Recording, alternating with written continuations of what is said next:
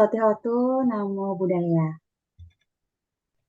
Selamat malam Romo Deni Vangsapalo selaku narasumber kita pada malam hari ini, Ramani Hili selaku moderator, serta selamat malam juga Bapak Ibu Saudara-saudari sedama yang berbahagia. Tentunya senang sekali rasanya kita dapat berjumpa dalam sebulan Pedalaman Dhamma, episode 4 yang diselenggarakan oleh KBTI Kresidenan Besuki dan Wihara Dhamma Meta Jember melalui media Zoom dan juga siaran langsung YouTube. Tentunya pada kesempatan yang berbahagia ini kita juga akan mendengarkan sharing Dhamma oleh pembicara kita yaitu Romo Deni. Untuk itu sebelum kita memulai acara, marilah kita bersama-sama mendengarkan lantunan lagu Kami Datang Bersujud. Kepada operator dipersilahkan.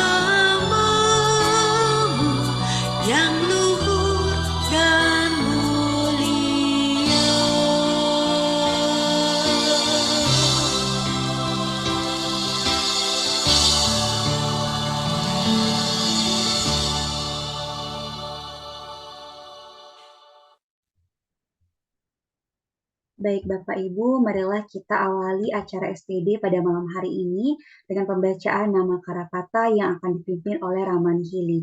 Kepada Ramani saya persilakan.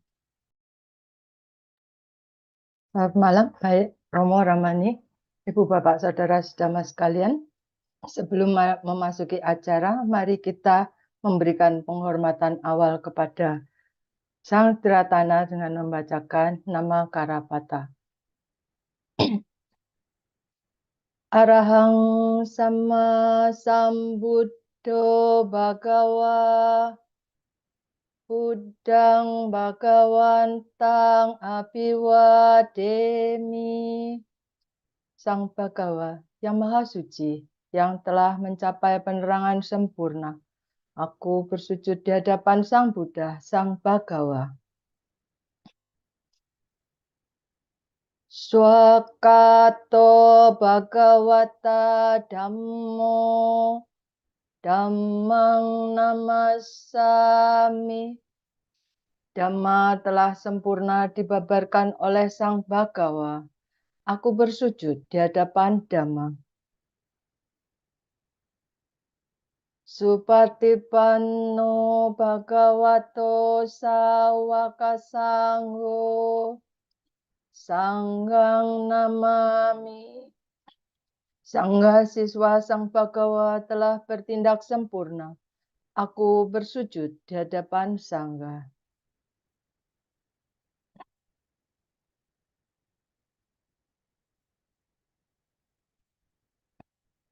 Handamayang Buddhasa Bhagavato Puba Bhagav Namakarang Karomase. Namo tassa bhagavato arahato samma sambuddhassa. Namo tassa bhagavato arahato samma sambuddhassa. Namo tassa bhagavato arahato samma sambuddhassa. Terpujilah Sang Bhagawa. yang Maha Suci, yang telah mencapai penerangan sempurna. Terpujilah Sang Bhagawa, yang Maha Suci, yang telah mencapai penerangan sempurna. Terpujilah Sang Bhagawa, yang Maha Suci, yang telah mencapai penerangan sempurna.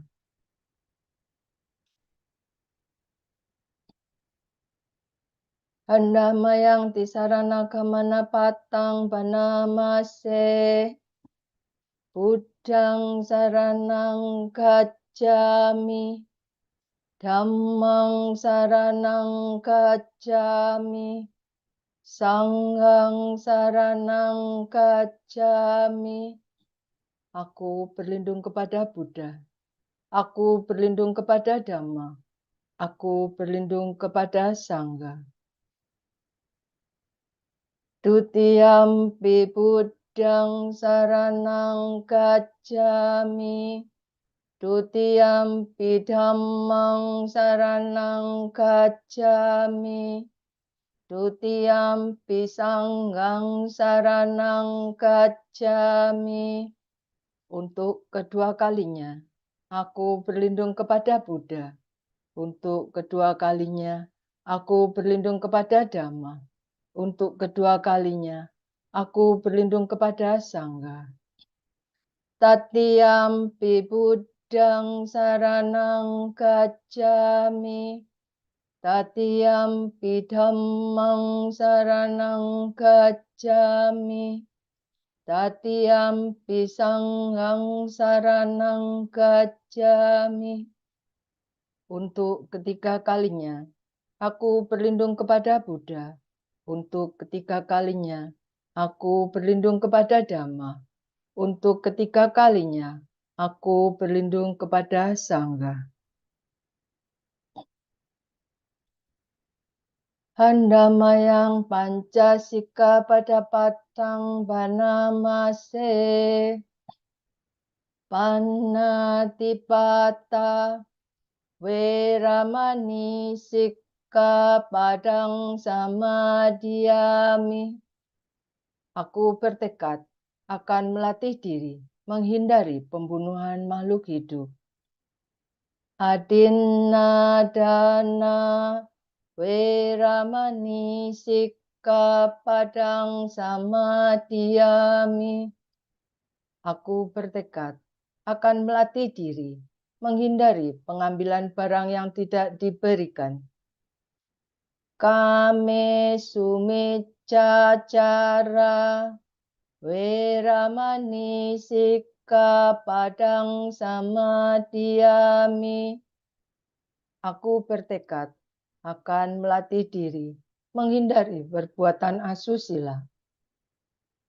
Musawada Weramani Sikkapadang Samadhiyami. Aku bertekad akan melatih diri menghindari ucapan yang tidak benar. Surameraya Majapamadatthana Weramani Sikkapadang Samadhiyami. Aku bertekad akan melatih diri menghindari minuman keras yang memabukkan yang dapat melemahkan kesadaran.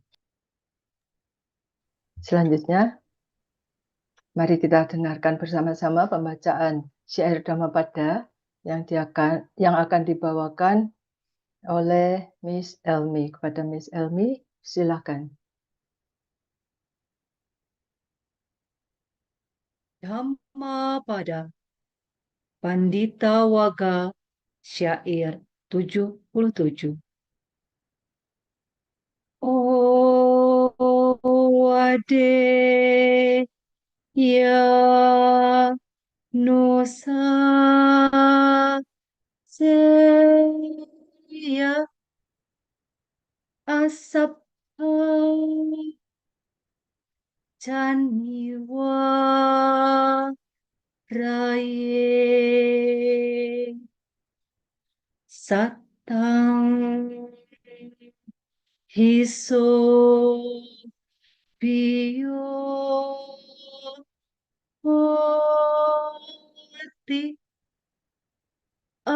satang hoti apiyoti, yang artinya biarlah ia memberi nasihat, petunjuk, dan melarang apa yang tidak baik. Orang bijaksana akan dicintai oleh orang yang baik dan dijauhi oleh orang yang jahat. Sadu, sadu, sadu. Terima kasih, Miss Elmi. Selanjutnya, kita masuk ke materi dan sebelumnya untuk lebih mengenal profil nama narasumber, mari kita bersama-sama membacakan profil beliau. Nama adalah Romo Denny Wangsapalo. Beliau adalah founder dan CCO Den Corp, Direktur Sekolah Ananda Bogor, Ketua Yayasan Dhamma Danang Jenati. Beliau juga Wakil Ketua Wihara Buddha Sena Bogor. Sebagai Certified Trainer BNSP RI. Certified Digital Marketing BNSP RI. Certified Public Speaker by IPSA. Certified Communication Skill by Hypno NLP Academy. Certified Trainer by Neo NLP Society. Certified Hypnotherapist by IPH. Certified Advanced EFT Practitioner by APindo. Demikian kita lebih mengenal narasumber kita malam ini, dan tanpa berpanjang lebar, marilah kesempatan saya serahkan kepada Romo Denny. Silakan Romo.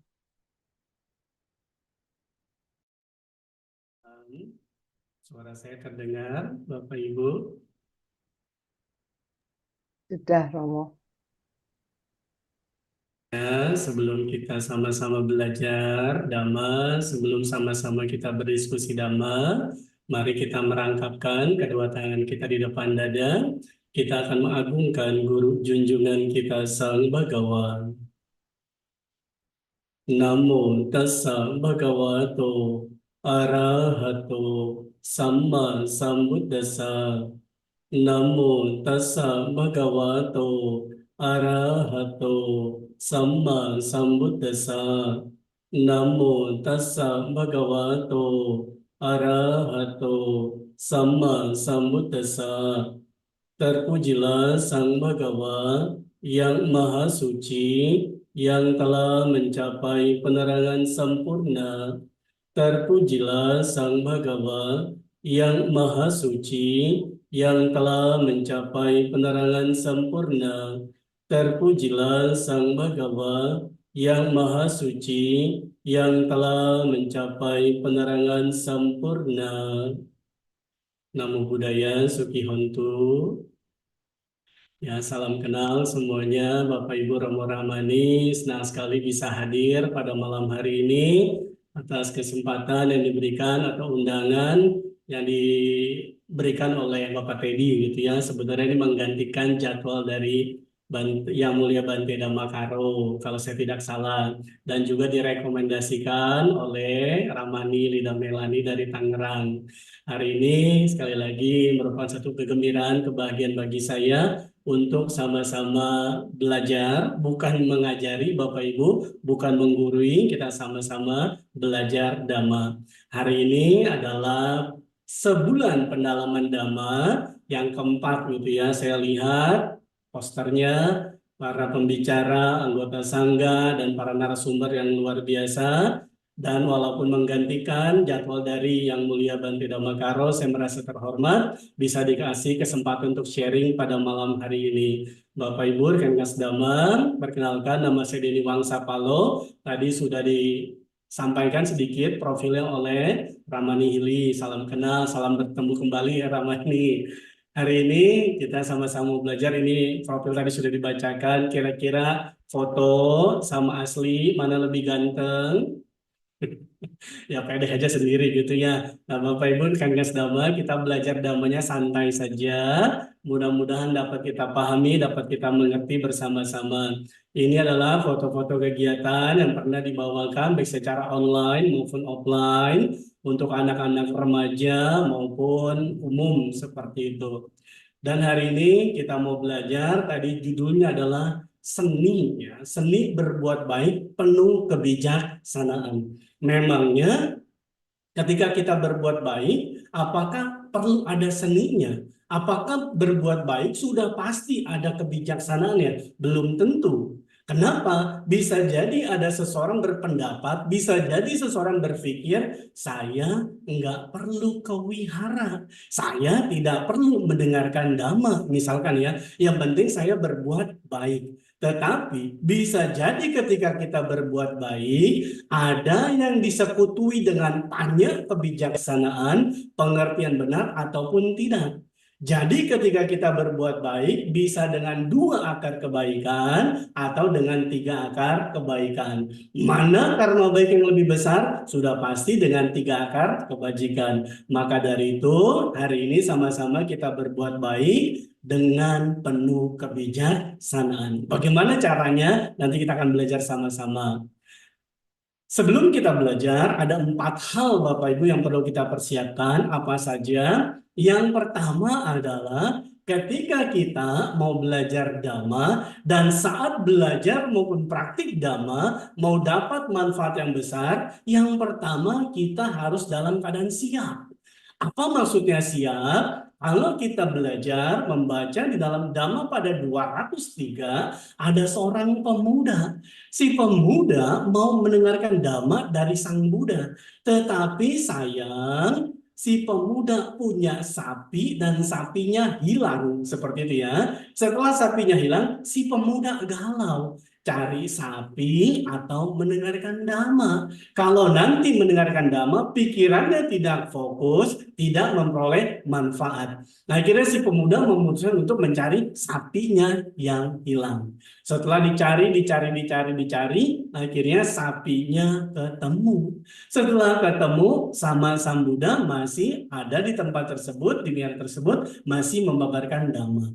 Kemudian saat si pemuda mendengarkan Dhamma, sama Sang Buddha mengetahui si pemudanya capek, lelah, dan juga lapar. Akhirnya sama Sang Buddha meminta si pemuda untuk makan terlebih dahulu. Setelah makan, memperoleh manfaat Dhamma yang besar. Artinya apa? Ketika kita belajar dan praktik Dhamma, supaya mau dapat manfaat yang besar, siap yang pertama, Bapak, Ibu, rekan-rekan sedhamma tidak dalam keadaan lapar. Sudah pada makan malam atau belum? Harapannya sudah pada makan bagi yang melaksanakan Pancasila Buddhis, atau kalau yang atas sila, makannya sampai tadi paling telat jam 12 siang. Yang kedua adalah kita siap mendengarkan Dhamma. Kayak sama mendengarkan Dhamma, kelelahan, kecapean, jadi tidak dapat manfaat Dhamma yang supaya Bapak Ibu Dhamma tetap tidak lapar dan tidak mampu. Yang kedua setelah siap apa? Yang kedua setelah siap adalah sadar. Orang sadar, badan di sini, pikirannya juga di sini. Walaupun kita secara online belajar dhammanya, harapan saya kita semua punya fokus, punya kesadaran dalam mendengarkan dhamma. Kenapa? Karena kalau kita tidak sadar, tidak fokus, badannya di sini, bisa jadi pikirannya berpikir di tempat lain. Ada satu permainan singkat, simpel, sederhana. Ada binatang gajah dan juga semut. Gajah besar, semut kecil. Barangkali ini bisa kita praktikkan untuk latihan. Apakah kita lagi sadar di ruangan ini atau jangan-jangan badan kita di sini tapi pikirannya di luar. Biasanya kita mau testing, yaitu bertanya, gajah sama semut mana yang lebih besar? Jawabannya gajah. Mana yang lebih kecil? Jawabannya semut. Tetapi pakai gerakan tangan. Nah, Bapak Ibu rekan sedama, kalau ada yang mau ikut boleh gitu ya. Kalau saya tanya gajah, jawab besar, tetapi tangannya bikin lingkaran kecil. Sambil bilang gajah besar gitu ya. Kemudian saat saya tanya semut, semut kecil tapi tangannya bikin lingkaran besar. Semut kecil. Ya. Kalau sadar, kalau fokus konsentrasi bisa ngikutin. Kita tes sama-sama sebelum kita belajar dhamma, pakai suara boleh, pakai gerakan tangan juga boleh. Fokus konsentrasi. Mau ngikutin silakan ya. 1, kita mulai. Semut kecil, gajah besar gitu ya. Nah biasanya barangkali ada yang nggak fokus, kebalik, semut jadi besar, gajah jadi kecil gitu ya. Mudah-mudahan Bapak Ibu rekan-rekan semuanya yang hadir di sini kita semua sadar dalam belajar dan praktik Dhamma. Yang ketiga apa Bapak Ibu? Yang ketiga setelah kita siap untuk mendengarkan Dhamma dan juga sadar kita mau tahu. Tahu apa? Bukan tahu bulat, bukan tahu tempe. Tetapi yang mau kita ketahui adalah yaitu seni berbuat baik dengan penuh kebijaksanaan. Bagaimana caranya nanti kita akan belajari bersama-sama. Kemudian yang keempat apa? Yang keempat adalah setelah kita tahu pengetahuan Dhamma ini supaya kita dapat manfaat yang besar, maka kita praktikkan dalam kehidupan sehari-hari atau kita melakukannya dalam kehidupan sehari-hari. Mudah-mudahan kita semua bisa siap, sadar, tahu Dhamma, dan juga melakukan dalam kehidupan kita sehari-hari. 4 hal ini untuk kita semua mudah-mudahan kita terapkan dalam kehidupan sehari-hari. Bapak Ibu rekan Dhamma, mari sama-sama kita mulai untuk belajar Dhamma.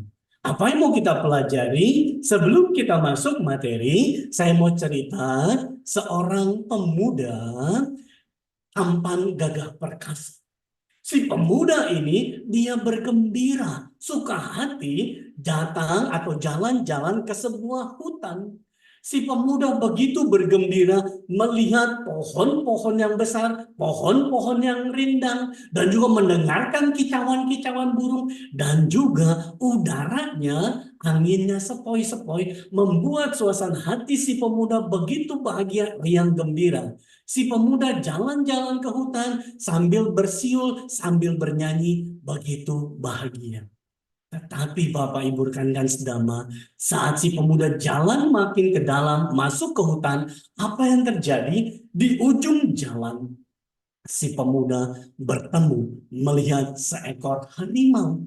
Si pemuda melihat harimau, si harimau melihat si pemuda, dua-duanya saling tatap-tatapan mata. Tapi untung tidak jatuh cinta gitu ya. Nah, si pemuda mikir, ada harimau, jangan-jangan saya mau dimakan. Si harimau berpikir, ini ada manusia, kebetulan lapar. Apa yang terjadi? Harimau yang tadinya baring lagi tidur-tidur, dia mulai bangkit, mulai bangun, lalu si harimau lari sekuat tenaga. Mengetahui harimau lari sekuat tenaga, apa yang dilakukan si pemuda? Apakah si pemuda dengan pikiran penuh cinta, kasih sayang, si pemuda bilang, ayo harimau, mau makan perut saya dulu? Boleh. Leher saya dulu? Boleh. Paha saya dulu? Boleh. Atau si pemuda lari sekuat tenaga terbirit-birit gitu ya. Jawabannya, si pemuda lari sekuat tenaga. Si pemuda lari kakinya 2, si harimau kaki larinya 4. Walaupun tadi jaraknya jauh, akhirnya makin dekat, makin dekat, makin dekat, dan makin dekat. Si pemuda lari sekuat tenaga. Si pemuda lari sambil nengok ke belakang. Tujuannya apa? Kalau makin dekat, si pemuda larinya makin kencang. Akhirnya harimau mengejar, makin dekat, makin dekat, dan makin dekat. Si pemuda menengok ke belakang untuk kedua kali, dan harimau langsung lompat menerkam si pemuda. Tetapi apa yang terjadi Bapak Ibu rekan-rekan sedama? Si pemuda ternyata beruntung. Kenapa beruntung? Karena saat si pemuda lari nengok ke belakang dan harimau lompat menerkam, ternyata di depan si pemuda ada sebuah sumur tua. Saat dia nengok ke belakang, si pemuda masuk ke sumur tua dan jatuh. Akhirnya tidak kena terkam harimau, tapi si pemuda masih beruntung. Kenapa? Karena tidak jatuh ke dasar sumur, dia sempat pegang akar pohon yang ada di dinding sumur. Dengan napas tersendat-sendat, si pemuda mengatur napasnya. Dia lihat ke atas, ada harimau. Diusir-usir harimaunya, tidak mau pergi. Ya sudah, akhirnya si pemuda berpikir, ya sudahlah, saya bertahan saja dengan memegang akar pohon. Di atas ada harimau, kemudian si pemuda menengok, melihat ke bawah. Ternyata di bawah, di dasar sumur ada apa? Ada 3 ekor ular berbisa. Jarak kepala si ular dengan kaki si pemuda tinggal 1 jengkal. Kalau kepala ular naik sedikit, kalau kaki si pemuda turun sedikit, bisa kena patuk dan si pemuda langsung meninggal. Tetapi apa yang terjadi? Kakinya dinaikkan sedikit, akhirnya tidak kena patuk ular, dan si pemuda bilang, untung belum kena patuk ular. Si pemuda beruntung 2 kali, tidak kena terkam harimau, dan belum kena patuk ular. Si pemuda nengok ke kiri, aman. Lalu si pemuda menengok ke kanan. Ternyata di kanan, akar pohon yang dia pegang lagi digigit 2 ekor tikus putih. Akarnya digoyang-goyang sama si pemuda, tapi tikusnya tidak mau pergi. Lalu si pemuda dalam hati masih bilang, untung akarnya belum putus. Kalau akarnya putus, si pemuda jatuh ke dasar sumur, bisa langsung dipatuk 3 ekor ular berbisa. Kemudian Bapak Ibu rekan-rekan sedama, apa yang terjadi? Di pinggir sumur ada sebuah pohon besar. Tepat di kepala si pemuda ada sebuah sarang lebah. Dari sarang lebah tersebut meneteskan tetes demi tetes madu murni. Lalu apa yang terjadi? Si pemuda merasa beruntung. Lalu mulutnya dia buka, lidahnya dikeluarin lebih panjang, tetes demi tetes madu masuk ke mulut si pemuda, dan si pemuda masih bisa menikmati manisnya madu, dan juga dia bilang, untung enak banget nih madunya gitu ya. Jadi apa yang dimaksud? Si pemuda walaupun hidupnya seperti di ujung tanduk, dia masih bisa menikmati manisnya madu. Dari kejauhan ada seorang pemburu bawa senapan, melihat ada harimau tertidur, lalu ditembak jejer sama si pemburu. Tapi untung harimau tidak kena tembak. Lalu si pemuda menghampiri sumur, dilihat ada orang. Lalu ditanya, halo, kamu sedang apa di sana? Oh, tadi di atas ada harimau. Enggak, harimau sudah pergi, kata si pemburu. Lalu ambil si pemburu mau niat menolong si pemuda. Apa yang dilakukan? Si pemburu kasih atau memberi senapannya supaya dipegang oleh si pemuda. Setelah dipegang, diangkat keluar dari sumur. Tetapi ketika si pemburu memberikan senapannya kepada si pemuda bilang kepada si pemburu, tunggu sebentar ya, tanggung. Lalu mulutnya dibuka lagi, lidahnya dikeluarin lagi, tetes demi tetes madu masuk ke mulut si pemuda. Dan belum sempat si pemuda memegang senapan si pemburu, akar pohon yang terus digigiti oleh 2 ekor tikus putih akhirnya putus, dan si pemuda jatuh ke dasar sumur, langsung digigit 3 ekor ular berbisa, dan si pemudanya meninggal. Bapak Ibu, rekan-rekan sedama, kira-kira dari cerita ini hal positif apa bisa kita ambil? Ada bisa bantu saya? Boleh tulis di kolom komentar atau langsung komentar juga boleh. Ada? Atau supaya cepat saya langsung jawab saja gitu ya. Bapak Ibu rekan-rekan sedama, kisah si pemuda dan harimau hampir sama atau barangkali sama dengan kisah kita. Wah, terima kasih dijawab dengan jangan melekat, betul ya. Ada juga yang bilang jangan main-main ke hutan. Nah, Bapak Ibu rekan Kasdama, kisah si pemuda dan harimau hampir sama dengan kisah kita. Dalam kehidupan sehari-hari kita dikejar harimau tidak? Iya, dikejar harimau.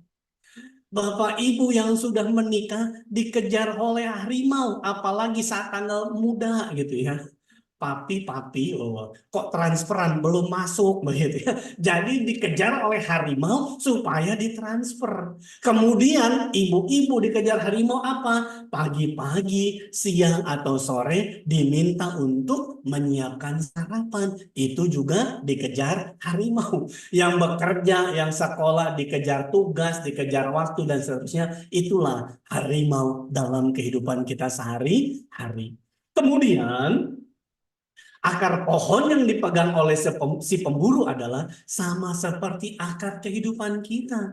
Dia terus digigiti 2 ekor tikus putih, apa itu? Tanha dan awija. Nafsu keinginan rendah dan awija kegelapan batin. Kapan putusnya? Kita tidak ada yang tahu. Tetapi ketika dia putus, jatuh ke dasar sumur dan digigit 3 ekor ular berbisa. Siapa? Loba, keserakahan, dosa, kebencian, moha, kegelapan batin. Ketika jatuh ke dasar sumur, dipatut 3 ekor ular berbisa, meninggal, lahir kembali dalam menderita atau alam bahagia. Jawabannya, lahir dalam menderita.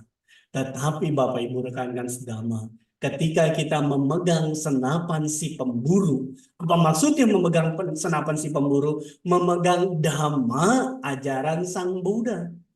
Ketika kita memegang dhamma ajaran Sang Buddha, walaupun akar kehidupan kita putus, kita tidak dipatuk oleh 3 ekor ular berbisa dan tidak lahir dalam menderita, tetapi lahir di alam bahagia.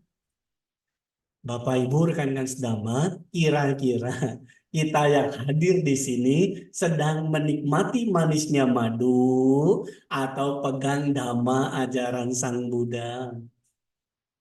Harapan saya adalah kita semua yang hadir di sini sedang memegang dhamma ajaran Sang Buddha, bukan menikmati manisnya madu. Kalau menikmati manisnya madu apa? Punya mata, enakan melihat rupang Buddha atau punya mata melihat artis Korea.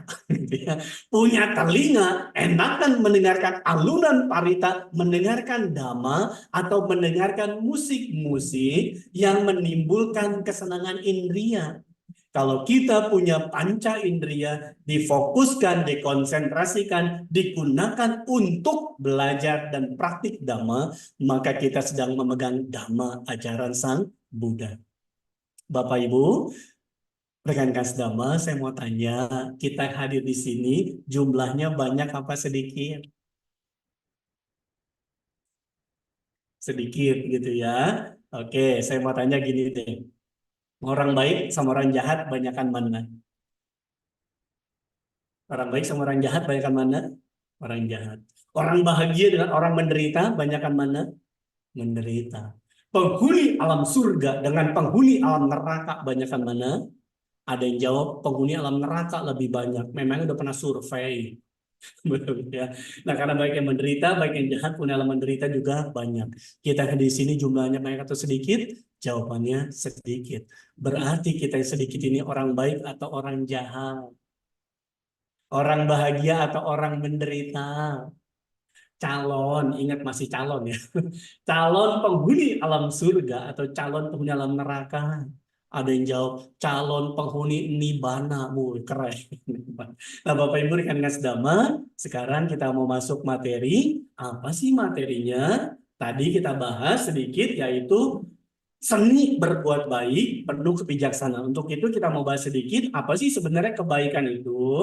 Kebaikan, kalau kita lihat di dalam Dhamma pada 68, tadi ada teman kita yang membacakan syair Dhammapada. Saya mohon izin Bapak Ibu rekan sedama, kita bersikap anjali yuk. Yang bisa baca syair Dhammapada 68, kita baca bersama-sama dalam bahasa Pali dan artinya dalam bahasa Indonesia.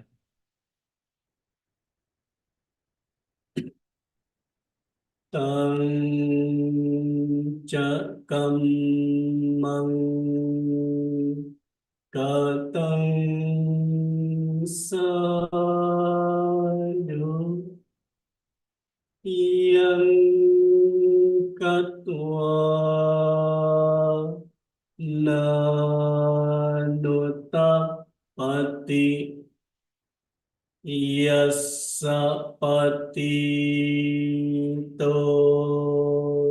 sumano vipakang patisewati. Bila suatu perbuatan setelah selesai dilakukan tidak membuat seseorang menyesal, maka perbuatan itu adalah baik. Orang itu akan menerima buah perbuatannya dengan hati gembira dan puas.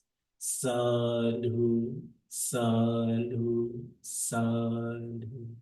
Jadi Bapak Ibu, secara sederhana di dalam Dhamma pada 68, apa sih definisi kebaikan? Kebaikan adalah setelah kita berbuat sesuatu, tidak timbul penyesalan, maka itu adalah kebaikan. Misalkan kita pergi ke sebuah wihara, ikut kebaktian. Ternyata saat kita kebaktian mendengarkan Dhamma, begitu gembira, begitu penuh sukacita, timbul keyakinan yang tambah kuat, timbul pengertian benar yang tambah kuat. Lalu Bapak Ibu, setelah pulang kebaktian di wihara, misalkan sendal Bapak Ibu atau sendal kita hilang satu.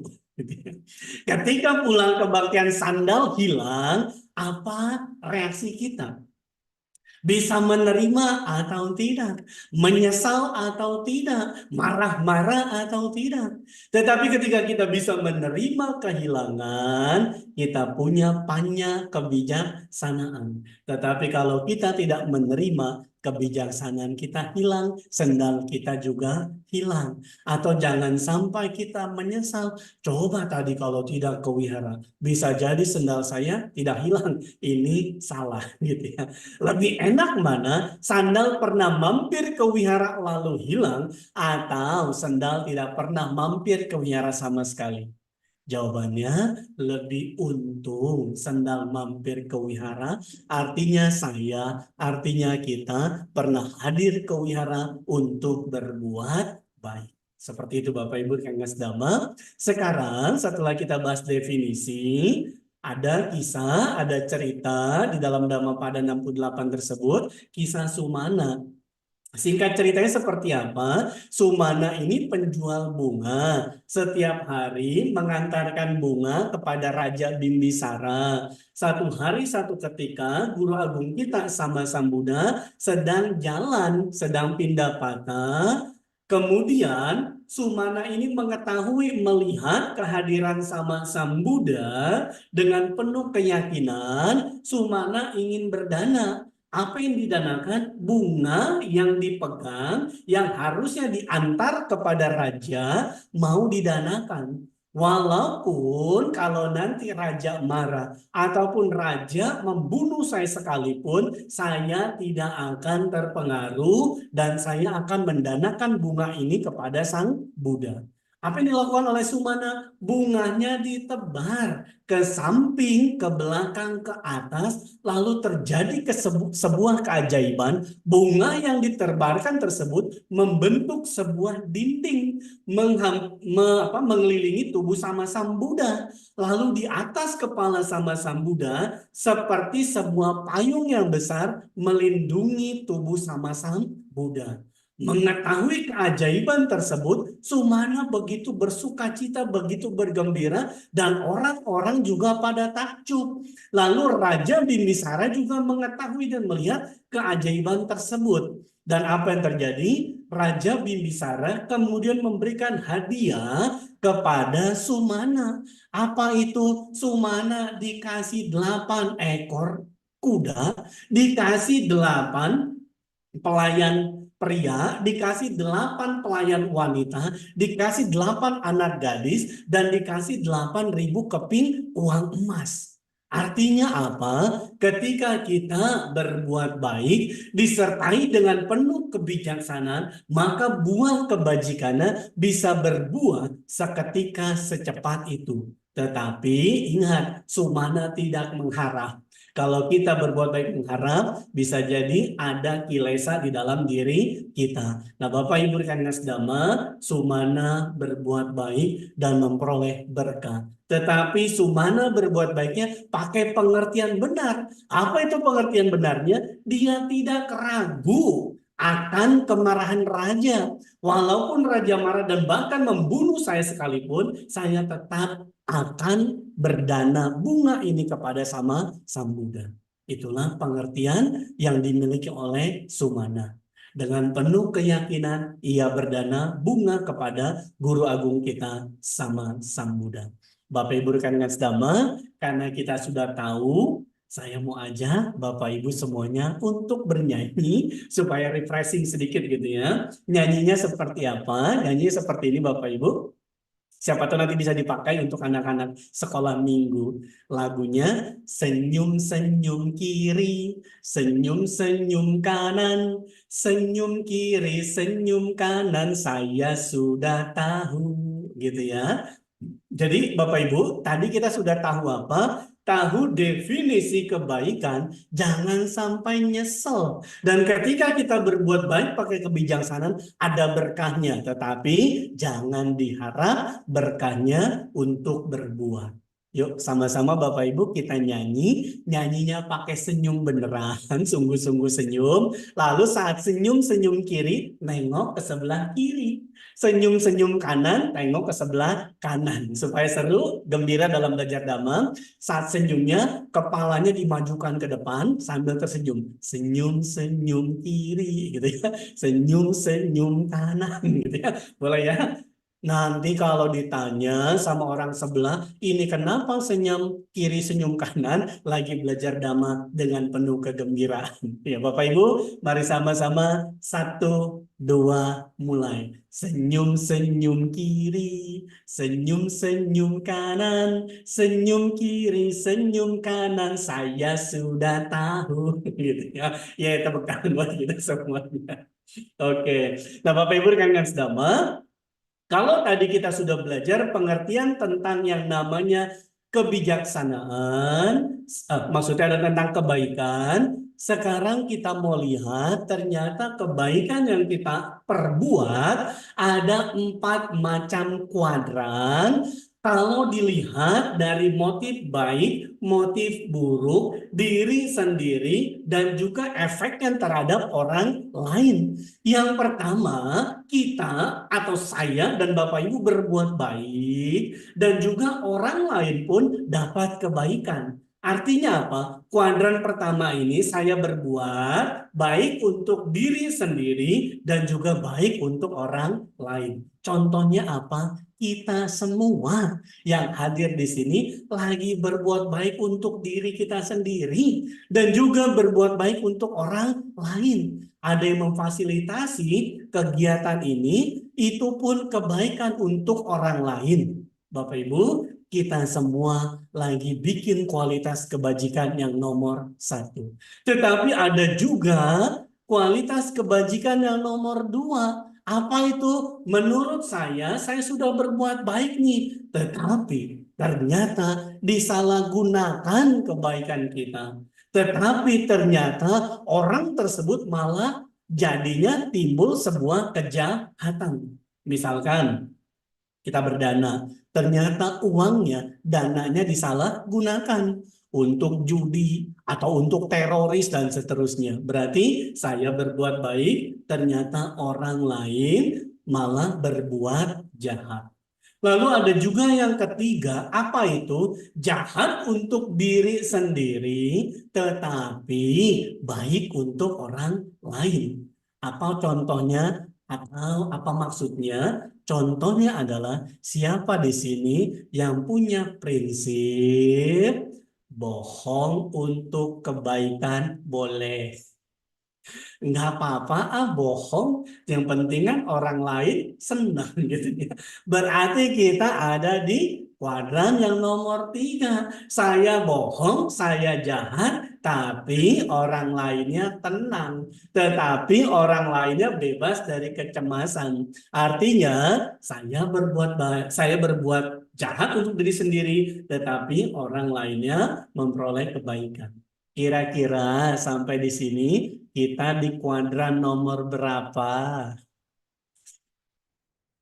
Harapannya nomor 1 gitu ya. Tetapi jangan sampai jadi orang di kuadran keempat. Apa itu? Jahat untuk diri sendiri dan juga jahat untuk orang lain. Ada sebuah kisah, saya pernah dengar kisah ini dari seorang tokoh motivator yang kita kenal semua, yaitu Pak Andri Wongso. Saya pernah baca buku motivasi beliau. Ada satu cerita di Tiongkok, seorang saudagar, dia ini punya usaha di kota, anggaplah kotanya kota A gitu ya. Saat dia punya usaha di kota A, dia ambil barang di kota B. Ambil barang di kota B, dijual di kotanya sendiri di kota A. Tujuan awalnya benar, ngambil barang dijual di kotanya sendiri.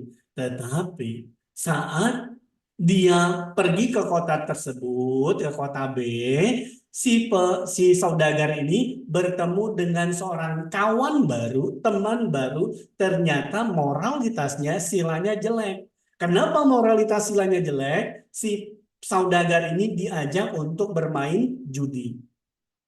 Awalnya untuk belanja, kemudian main judi. Main judi menang, ketagihan. Lalu kalah, berusaha untuk mengembalikan kekalahannya. Dan ternyata apa yang terjadi? Si saudagar, si pedagang ini kecanduan untuk main judi. Awalnya ke kota tersebut untuk membeli barang, lalu apa yang terjadi? Main judi. Akhirnya usahanya di kota A jadi bangkrut. Saat usahanya di kotanya ini bangkrut, apa yang dilakukan oleh si saudagar?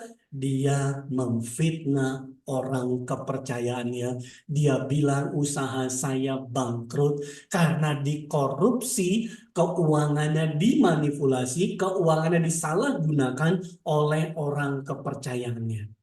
Orang kepercayaannya merasa sakit hati, tetapi dia tidak membela diri. Walaupun si orang kepercayaan ini menerima, tetapi karena terus difitnah, dipikir, orang kepercayaannya ini langsung mengalami depresi dan akhirnya sakit.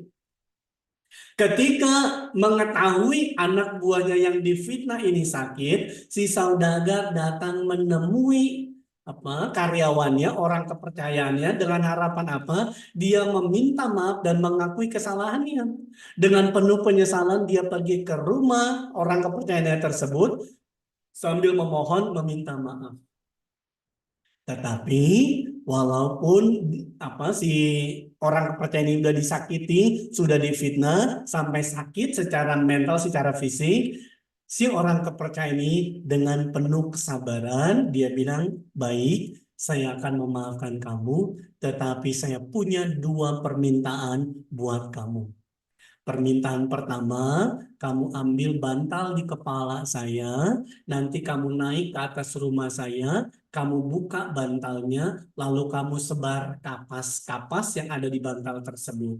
Setelah habis, silakan turun dan nanti saya kasih tahu permintaan kedua saya. Si saudagar berpikir permintaan pertama ini, ini mudah, ini gampang, nggak apa-apa saya lakukan, yang penting saya dimaafkan.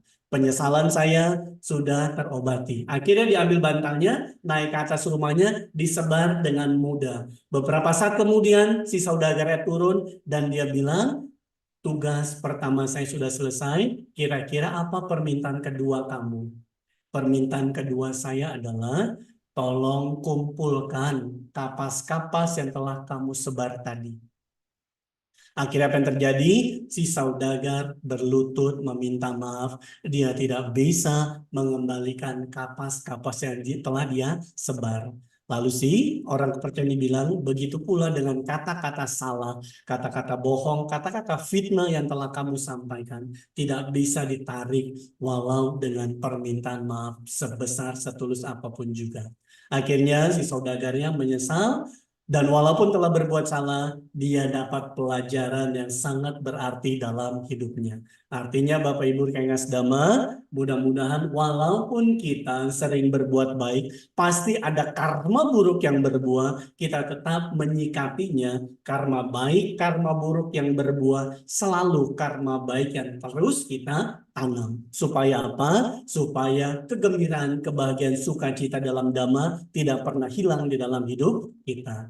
Bapak Ibu rekan-rekan sedama, ada sebuah video, ada sebuah film. Kalau kita sering berbuat baik, punya yang namanya keberuntungan. Ibaratnya atau orang bilang punya kuijin. Apa itu? Punya dewa pelindung. Atau di dalam Dhamma, kalau kita melaksanakan Dhamma, Dhamma akan melindungi orang yang melaksanakannya. Kita mau nonton video sebentar.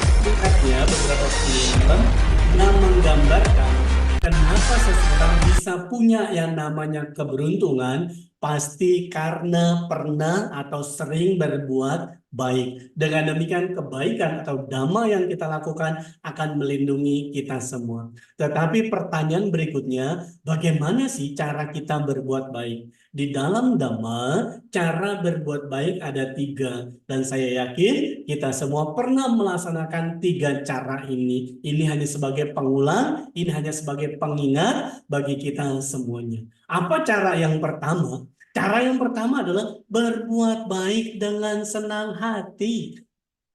Kalau kita mau berbuat baik atau kalau kita berharap pahala jasa kebajikan yang kita lakukan, kualitas kebajikannya lebih unggul, maka berbuat baiklah dengan senang hati. Jangan berbuat baik perasaannya biasa saja. Kalau orang berbuat baik perasaan biasa saja, dibandingkan orang berbuat baik dengan perasaan senang, maka kualitas kebajikannya lebih unggul dibandingkan orang yang berbuat baik dengan perasaan biasa saja. Bapak Ibu yang hadir di sini, berbuat baik perasaannya senang hati atau biasa saja? Kalau senang hati saya mau minta senyumnya. Artinya Bapak Ibu semua dengan senang hati. Yang kedua adalah setelah saya senang, saya sudah gembira berbuat baik supaya kualitas kebajikannya unggul, maka saya berbuat baiknya dengan niat sendiri. Jangan disuruh, apalagi terpaksa. Wah, hari ini penceramahnya misalkan Bante A. Wah, senang. Kira-kira ketika saya berbuat baik, melihat poster, ada pembicara yang saya favoritkan, misalkan ya, ada biku sangga, ada pandita, ada motivator, dan seterusnya. Saya mau berbuat baik karena melihat poster tersebut, berarti saya berbuat baik niat sendiri atau diajak. Jawabannya adalah diajak. Betul ya? Kalau kita niat sendiri adalah siapapun penceramahnya pasti membabarkan dhamma. Mau siapapun yang membabarkan Dhamma begitu indah di awal, di tengah, dan di akhir. Maka ketika kita berbuat baik dengan niat sendiri, pahala, kualitas kebajikan yang lebih unggul dibandingkan orang yang berbuat baik dengan disuruh atau diajar. Berikutnya, yang ketiga dengan apa? Selain senang hati, selain niat sendiri, berbuat baik yang ketiga dengan panya kebijaksanaan.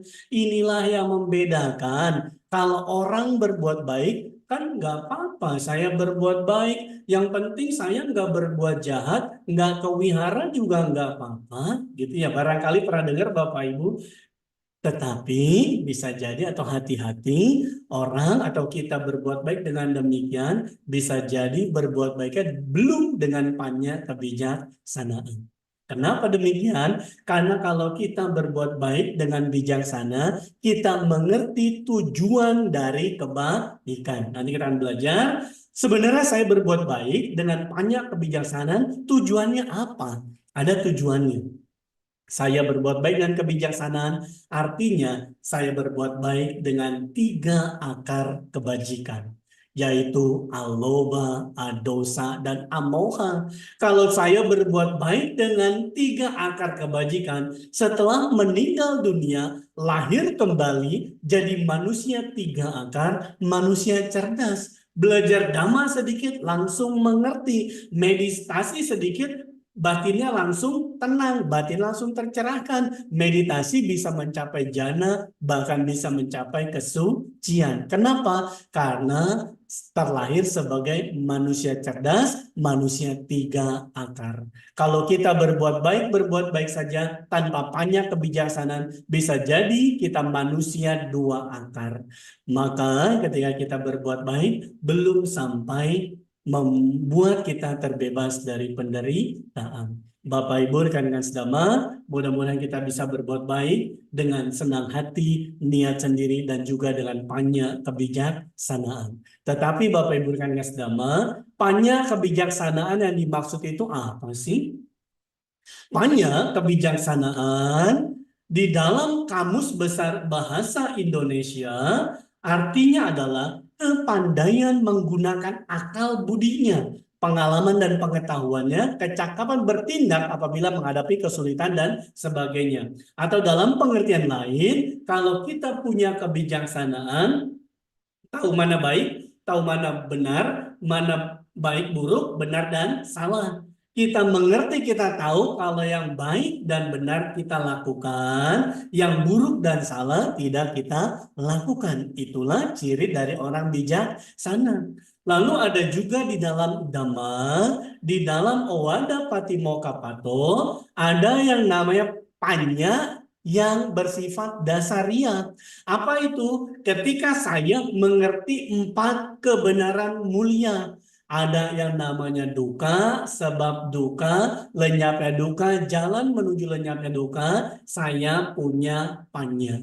Saya punya kebijaksanaan, saya punya pengertian benar. Cukup mengerti, itu kebijaksanaan dasaria. Tetapi ada juga panya kebijaksanaan tertinggi. Apa itu?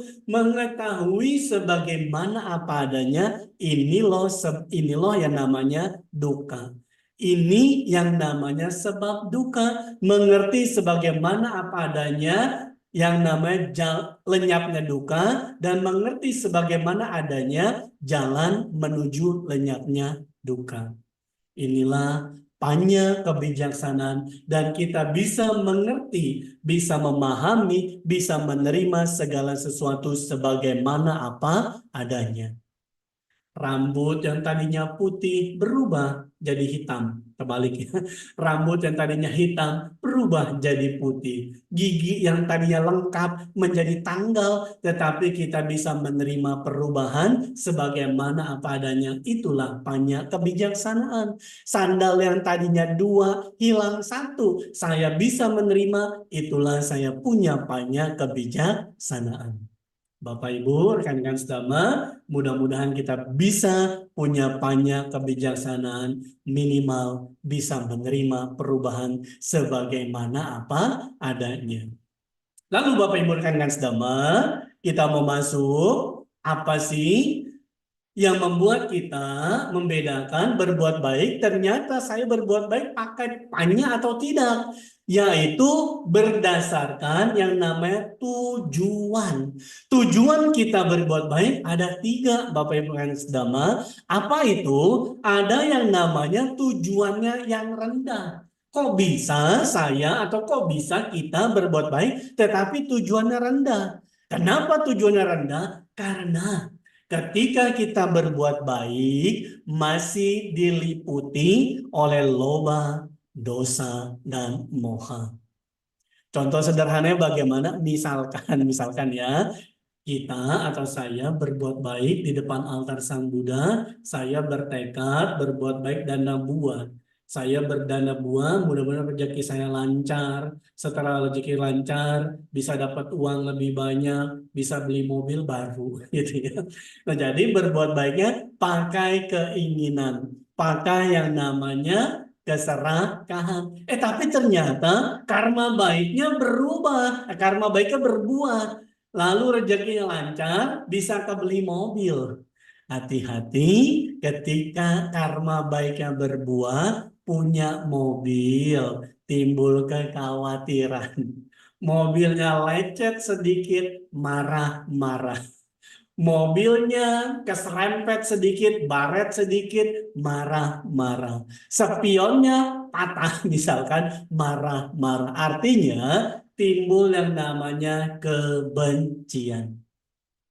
Tadinya belum punya mobil, tidak ada tuh kekhawatiran, tidak ada tuh kemarahan kalau memiliki mobil. Tetapi setelah memiliki kendaraan, timbul loba, dosa, bahkan moha. Itu artinya berbuat baiknya pakai tujuan yang rendah. Kenapa yang rendah? Karena setelah atau sebelum sesat dan sesudah berbuat baiknya masih diliputi loba, dosa, dan moha. Yang kedua adalah berbuat baik tujuannya yang menengah. Apa itu? Mengharapkan orang lain, mengharapkan semua makhluk berbahagia, ini pun masih yang menengah. Contohnya sudah punya mobil, tapi mobilnya dipakai untuk berbuat baik. Mau ngajak anggota keluarga pergi ke wihara. Mobilnya dipakai untuk antar jemput banteh misalkan. Baik tidak? Baik. Bahagia tidak? Bahagia. Tetapi tujuannya masih yang menengah. Kenapa masih menengah? Karena kebahagiaannya masih bersifat duniawi. Tetapi ada tujuan yang tertinggi, apa itu? Tujuan yang luhur, bukan yang rendah, bukan yang menengah, tetapi yang luhur. Apa itu? Saya berbuat baik. Perbuatan baik yang saya lakukan saat ini ataupun sebelumnya, saya tekadkan, saya aditana, semoga dengan kekuatan kebajikan yang saya lakukan, mengondisikan saya terbebas dari segala macam bentuk penderitaan. Jadi ketika kita berbuat baik dengan tujuan, dengan tekad untuk terbebas dari segala macam bentuk penderitaan, artinya saya sudah berbuat baik dengan kebijaksanaan, dengan tujuan yang luhur, bukan yang rendah, bukan yang menengah. Bapak Ibu, rekan-rekan sedama, inilah materi kita tentang seni berbuat baik dengan penuh kebijaksanaan. Singkatnya, kesimpulannya apa? Yaitu dilakukan dengan senang hati, dilakukan dengan niat sendiri, dan milikilah tujuan yang luhur. Apa itu tujuan yang luhur? Setelah saya berbuat baik, semoga dengan kekuatan kebajikan yang saya lakukan ini mengondisikan saya terbebas dari segala macam bentuk penderitaan. Bapak Ibu, rekan-rekan sedama, sebelum saya meninggalkan ruangan Zoom ini, kita sama-sama mau nyanyi lagi Bapak Ibu ya, biar gembira sedikit. Nyanyinya bagaimana? Kan tadi kita sudah tahu nih ya, sudah tahu seni berbuat baik dengan kebijaksanaan. Supaya kita sama-sama memperoleh manfaat, maka kita siap untuk melakukan dalam kehidupan sehari-hari. Lagunya seperti apa? Lagunya gini. Tepuk ke jari 1, tepuk ke jari 2, tepuk jari 3, tepuk jari 4, tepuk jari 5, berbunyi semua. 1, 2, 3, siap melakukan. Bisa Bapak Ibu? Mudah-mudahan kita bisa sama-sama hadirkan kegembiraan dalam belajar dan praktik Dhamma. Pakai gerakan siap, kedua tangannya dikepal, ditarik ke dalam, gitu ya. Lalu melakukan bagaimana? Kedua tangannya, jempolnya diangkat, lalu digoyang-goyang. Ini namanya kita melakukan. Sama-sama kita hadirkan kegembiraan dalam belajar dan praktik Dhamma. Tepuk jari 1, tepuk jari 2, tepuk jari 3, tepuk jari 4, tepuk jari 5, berbunyi semua. 1, 2, 3, siap melakukan. 1, 2, 3, siap melakukan. Oke Bapak Ibu, terima kasih banyak. Akhir kata, kita rangkuman sedikit. Ini adalah rangkumannya, tadi judulnya adalah Seni Berbuat Baik Penuh Kebijaksanaan. Apa yang telah kita pelajari sama-sama? Yang pertama tentang definisi. Definisi tentang baik, apa itu baik? Yaitu tanpa penyesalan. Setelah saya berbuat baik, setelah saya melakukan sesuatu, saya tidak menyesal, itu artinya baik. Apa itu bijaksana? Saya bisa menerima segala macam bentuk perubahan. Saya bisa memahami, mengerti sebagaimana apa adanya. Kemudian ada yang namanya caranya. Caranya bagaimana? Caranya lakukanlah dengan senang hati, dengan niat sendiri, dan juga disertai panja kebijaksanaan. Lalu yang ketiga adalah kita berbuat baik. Ada tujuan, ada yang rendah, ada yang menengah, dan ada yang luhur. Berbuat baik dengan tujuan yang luhur adalah kita mengharapkan atau kita bertekad kita terbebas dari segala macam bentuk penderitaan. Akhir kata, cuci pakaian sampai bersih, cukup sekian dan terima kasih. Suki Hontu, Namo Buddhaya. Namo Buddhaya, luar biasa sekali Romo. Terima kasih banyak. Tentunya kami bisa memetik banyak manfaat dari sini, dari teknik-teknik Romo menyampaikan materi, mungkin bisa kami bawa dalam nanti kami juga berlatih untuk membabarkan Dhamma lagi. Anumodana. Kepada Ibu Bapak semua, apabila ada pertanyaan, silahkan bisa raise atau dituliskan dalam kolom chat, begitu juga dari YouTube. Nah, ini Romo. Ya. Sambil menunggu pertanyaan yang masuk, ini sementara ada pertanyaan. Apakah kita di zaman sekarang berdana itu justru ingin berpahala alias pamrih, bukan seperti tadi pedagang bunga Sumana itu yang sudah punya pengertian benar gitu ya Romo. Nah, bagaimana supaya kita itu bisa berdana itu benar-benar dengan niat yang luhur seperti yang Romo ajarkan tadi itu, kira-kira tipsnya bagaimana ya Romo? Wah, menarik nih Ramani pertanyaannya. Terima kasih Ramani. Jadi ketika kita berbuat baik, memang motifnya beda-beda. Tetapi ketika kita berbuat baik, supaya sekali lagi ya, kita masih manusia biasa, kalau berbuat baik pasti mengharapkan pahala. Pahalanya maunya yang ori kualitasnya, tidak mau kualitas yang kaweh gitu ya. Supaya kualitasnya ori, bagaimana? Caranya tadi ada 3. Lakukanlah dengan senang hati. Siapapun objek di luarnya, entah biku sangga atau lain sebagainya, saya berdananya senang hati. Itu yang pertama. Mau objek di luarnya siapapun, mau saya memberikannya sebesar sekecil apapun, yang penting saya senang dulu. Ketika saya sudah senang hati, maka ini akan mengungguli kualitas kebajikan dari orang yang berbuat baik dengan perasaan biasa saja. Yang kedua, saat saya berbuat baik, spontan, tanpa diajak, tanpa merenung, tanpa berpikir, atau mikir-mikir dulu.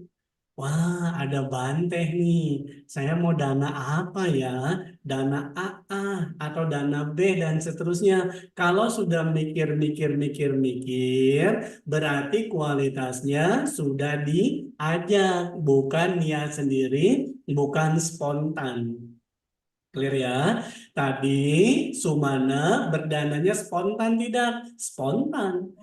Kemudian saat dia berdana, maksud cirinya spontan apa? Dia enggak mendelay, dia tidak menunda niatnya. Tetapi dia langsung berpikir dengan banyak kebijaksanaan, walaupun raja marah, bahasanya kita nih ya, walaupun raja marah sama saya, masa bodoh, gitu ya. Walaupun saya sampai dibunuh sekalipun, enggak peduli. Ini ada kesempatan luar biasa di hadapan saya, ada objek agung luar biasa, guru agung, guru para dewa dan manusia, dan saya mempersembahkan apa yang saya punya. Berarti dia berdananya pakai panya kebijaksanaan.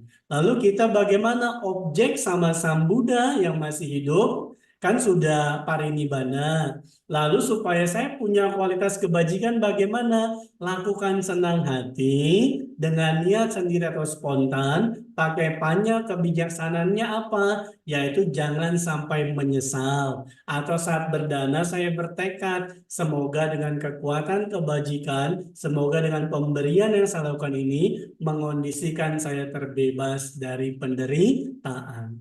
Tetapi setelah berbuat baik, bertekad, ternyata saya ketabrak beca. Gitu ya.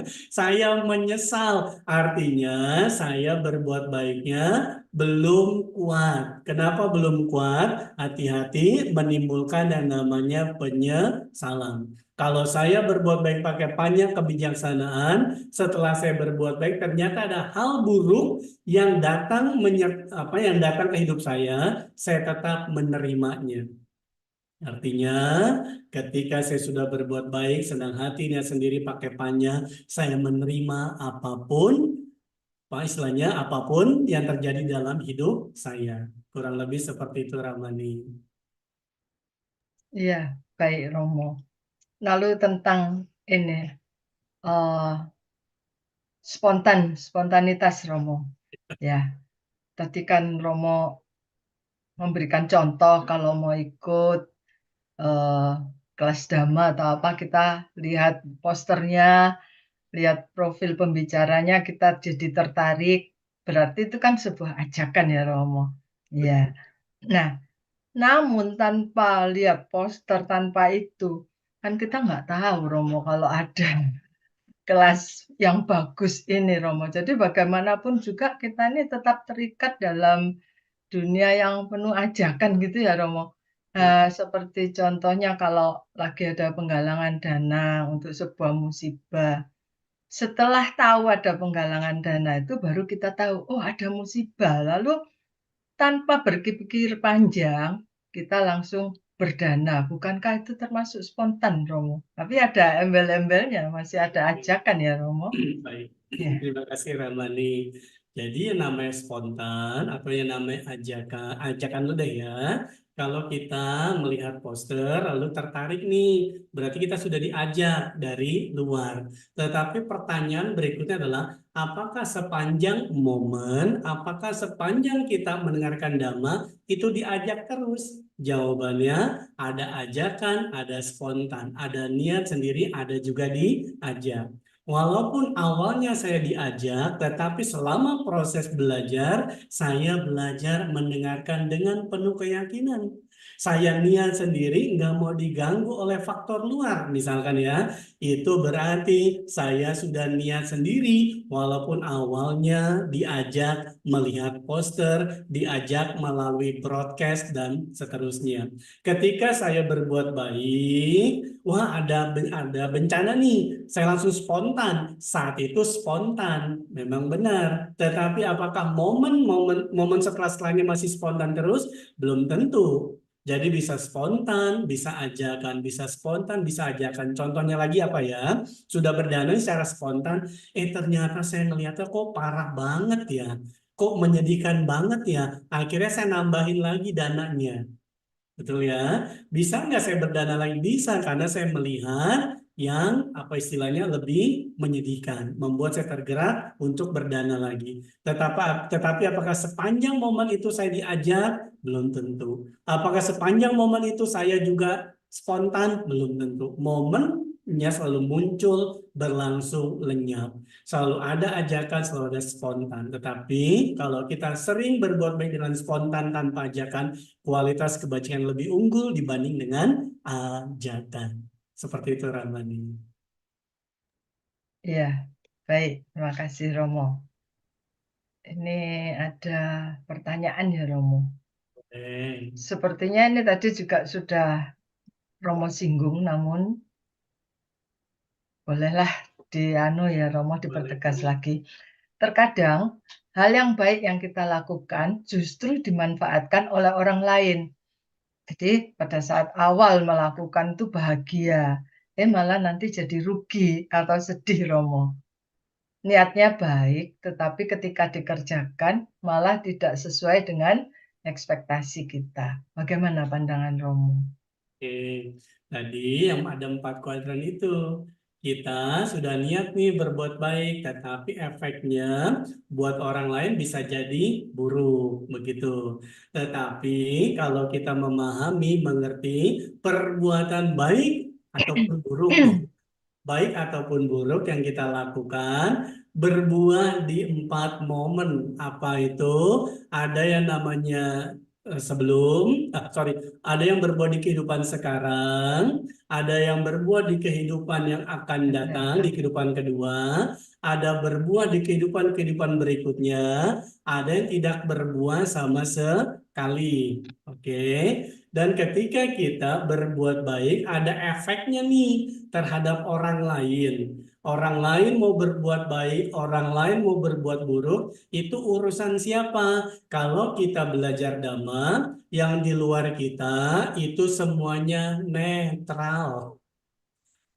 Di luar kita, objeknya yang ada di luar kita semuanya netral. Saya berbuat baik itu kebaikan buat saya. Tetapi setelah orang menerima kebaikan saya, dia mau baik, dia mau buruk, itu urusan dia. Urusan saya apa? Urusan saya punya pengertian benar. Pengertian benarnya apa? Ada orang berbuat baik, sebelumnya baik, sesaatnya baik, setelahnya baik, setelahnya juga baik, maka di 4 momen ini semuanya baik, kualitasnya unggul. Tetapi seseorang sebelumnya nih punya niat baik nih, saya mau nolong dia. Saat saya nolong, saya juga baik. Ternyata setelah ditolong, orang itu tidak melakukan kebaikan, saya menyesal. Berarti sebelumnya baik, saatnya baik, setelahnya tidak baik buat saya. Maka dengan demikian saya telah mencemari kebaikan yang telah saya lakukan. Karena apa? Karena faktor mata melihat faktor di luar berbuat buruk atas kebaikan yang saya lakukan. Di dalam Dhamma ketika kita berbuat baik, maka kita jaga kebaikan kita di 4 momen.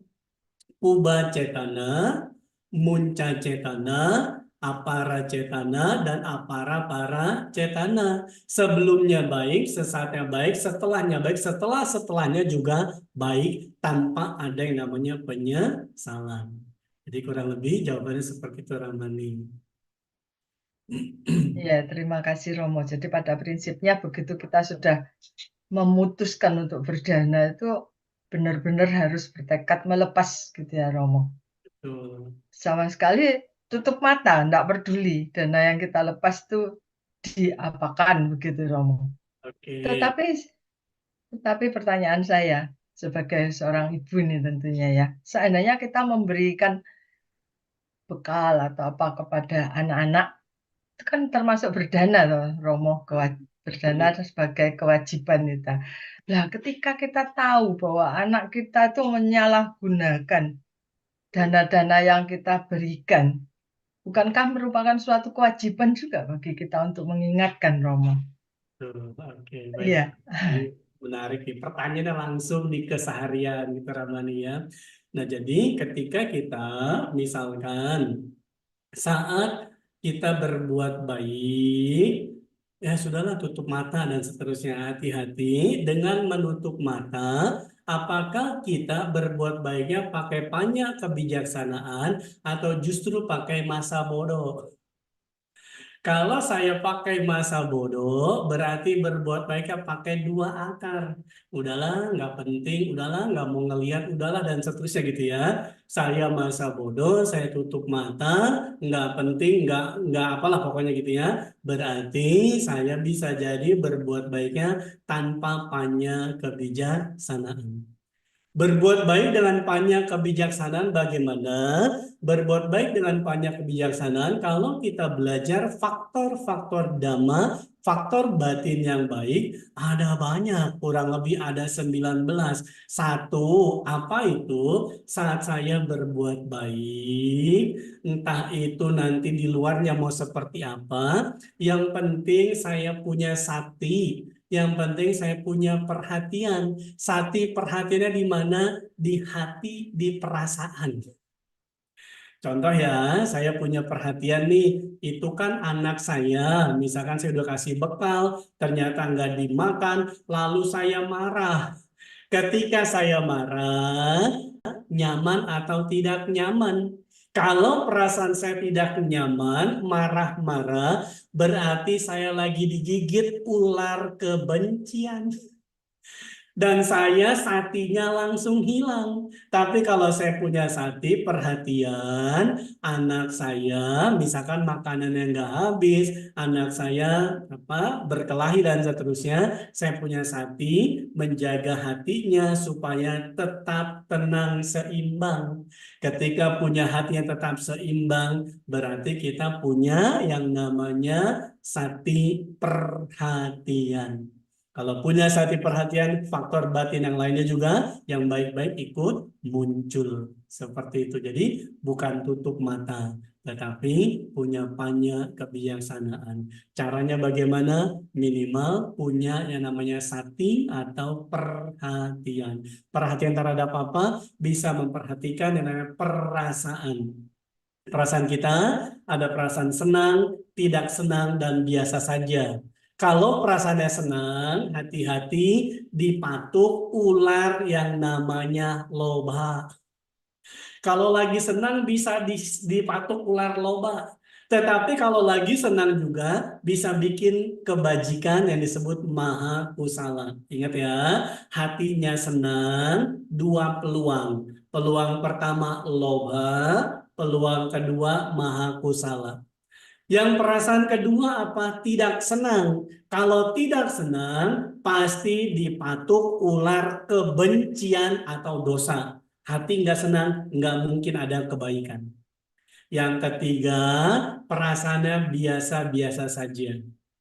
Maka ada 3 peluang juga. Apa itu? Kalau saya biasa saja, kalau saya masa bodoh, ada 3 peluang. Apa itu? Lobha, moha, atau kebajikan yang disebut maha kusala. Jadi dicek perasaannya. Walaupun anak saya atau walaupun faktor luarnya seperti apapun, saya sakti, saya punya perhatian terhadap perasaan saya. Perasaan saya biasa saja. Kalau perasaan saya biasa saja, ada 3 peluang. Loba, keserakahan, moha, kegelapan batin, atau maha kusala disertai dengan perasaan biasa-biasa saja. Jawabannya kurang lebih seperti itu, Ramani. iya baik. Luar biasa Romo, terima kasih. Terima Semoga kasih. kita bisa tetap menjalankan semuanya dengan penuh bijaksana ya Romo. Aduh, Lalu ini ada pertanyaan ini Romo. boleh. Masih berhubungan dengan pertanyaan saya tadi ini ternyata. Apakah ada tips ya Romo untuk mengajari anak-anak nih bagaimana mereka bertanya apa tujuan berdana dan berbuat kebajikan?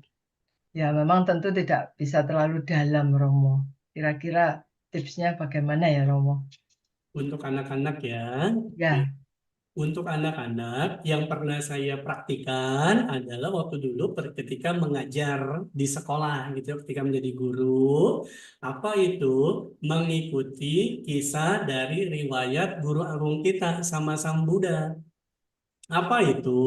Ketika Pangeran Nanda, kalau saya tidak salah, atau nanti kalau ada kekurangan mohon dikoreksi Bapak Ibu. Ketika Pangeran Nanda baru menikah, Pangeran Nanda sepupunya dari Pangeran Siddhartha atau sama Sang Buddha, ketika baru menikah, mengundang sama Sang Buddha ke rumahnya untuk menerima dana makanan. Setelah selesai dana makanan, patak dari Sama Sambuddha dipegang oleh Pangeran Nanda. Kemudian mau dikasih ke Sama Sambuddha, tetapi Sama Sambuddha tidak memegang. Oh, kata Pangeran Nanda, mungkin di depan pintu rumah kali Sama Sambuddha akan terima. Ternyata setelah depan rumah, Sama Sambuddha tidak terima. Oh, mungkin nanti di depan wihara ya sudah ngikutin Sama Sambuddha deh sampai ke wihara. Setelah sampai wihara, Pangeran Nanda mau kasih patah sama Sang Buddha tanya, kamu mau jadi banteng tidak? Langsung dijawab iya. Baru menikah langsung jadi banteng. Ya. Akhirnya setelah jadi banteng, apa yang terjadi? Galau, mikirin istrinya di rumah. Sama Sang Buddha tahu tidak? Tahu pikiran dari Pangeran Nanda. Dan apa yang terjadi? Sama Sang Buddha bilang ketika nanti Pangeran Nanda yang sudah jadi biku tekun bermeditasi akan dikasih bidadari yang lebih cantik dibandingkan istrinya. Kira-kira Pangeran Nanda senang tidak? Senang. Termotivasi tidak? Termotivasi. Ya sudah, meditasi. Harapannya apa? Tujuannya apa? Yang rendah. Kenapa rendah? Dapat bidadari. Gitu ya. Ulang tekun meditasi. Ternyata biku-biku yang lain mengetahui niat Pangeran Nanda untuk bermeditasi, harapannya dapat bidadari yang lebih cantik daripada istrinya. Setelah mengetahui para biku tersebut mengetahui niatnya dari Pangeran Nanda malu. Setelah malu, dilepaskan semua niat tersebut, bukan jubahnya ya, niat rendahnya, tujuan rendahnya dilepaskan, akhirnya tekun bermeditasi, dan bukan punya harapan untuk memperoleh bidadari, tapi untuk terbebas dari penderitaan dan akhirnya mencapai kebebasan tersebut. Artinya apa? Untuk anak-anak boleh enggak yang rendah? Boleh. Jangan kita bilang, ayo berbuat baik supaya terbebas dari penderitaan mencapai nibbana. Nibbana apaan ya Ramani? Gitu. Bingung anak-anak. Jadi yang rendah dulu boleh nggak? Boleh. Tetapi nanti ada stepnya yang menengah, ada juga yang luhur. Di wihara, anak-anak ke wihara dikasih makanan boleh nggak? Dikasih souvenir boleh nggak? Boleh. Jadi motivasi. Tetapi setelah itu mendengarkan dhamma, mengenal dhamma, praktik dhamma, tujuannya bisa akan berubah. Seperti itu Ramani. Jadi step-stepnya bisa dilakukan. iya, terima kasih. Romo, ini ada pertanyaan dari kolom chat. Tapi sebelumnya masih nyambung dulu Romo sebentar. Tadi kalau ke anak-anak Romo. Lalu bagaimana Romo kalau berkomunikasi kepada orang tua, kepada orang yang tidak mengenal Dhamma atau belum mengenal Dhamma itu sebaiknya seperti apa Romo? Oke. Misalkan ya Ramani, saya ini penjual obat batuk. Saya punya obat batuk manjur mujarab. Kalau diminum, ini pasti sembuh. Ramani mau beli nggak obat batuk dari saya nih? Mau beli nggak? Nggak Jawabannya, mau, nyatanya masih batuk-batuk. oh nyatanya saya saja masih batuk-batuk gitu ya. Artinya apa? Kalau ke orang tua atau orang lain dan seterusnya, lihat dulu buktinya. Yang ngajarinnya gimana? Yang ngajaknya seperti apa? Kalau kita pulang dari wihara, ngomel masih jalan terus, marah-marah masih jalan terus, gimana kita mau ngajak orang lain ke wihara? Bagaimana kita mau ngajak orang berbuat baik? Toh kita masih batuk-batuk, mau ngajakin orang minum obat batuk, kamu aja belum sembuh gitu ya. Jadi bagaimana caranya? Orang tua bisa dengan bukti apa yang dilihat, apa yang didengar. Ternyata dia dulu suka marah-marah, dulu dia sering ngomong kasar. Pas pulang dari wihara, kok ngomongnya lembut ya? Kok ngomongnya sopan ya? Artinya sudah ada bukti, nggak usah diajak, orang langsung terpanggil untuk ikut berbuat baik. Seperti itu Ramani. Iya, iya, benar Romo. Terima kasih. Sekarang kembali ke pertanyaan di kolom chat Romo. Dari Saudari Valencia Liap. Romo, maksudnya apa itu reaksi loba tadi? Oke. Silakan. Jadi kalau kita punya loba, barangkali tadi tentang perasaan kali ya. Nanti kalau kurang tepat bisa tolong ditambahkan di komentarnya. Kalau tentang perasaan, ada yang namanya perasaan senang. Orang berbuat baik dengan disertai loba, keserakan, bisa dengan perasaan senang hati dan juga dengan perasaan biasa-biasa saja. Jadi bisa dengan dua kemungkinan, senang hati itu biasa saja, seorang bisa berbuat loba atau keserakahan seperti itu Fani. Barangkali Fani boleh ditambahkan. Iya, semoga bisa diterima oleh Saudari Valencia ini. Atau masih ada yang mau dilanjutkan?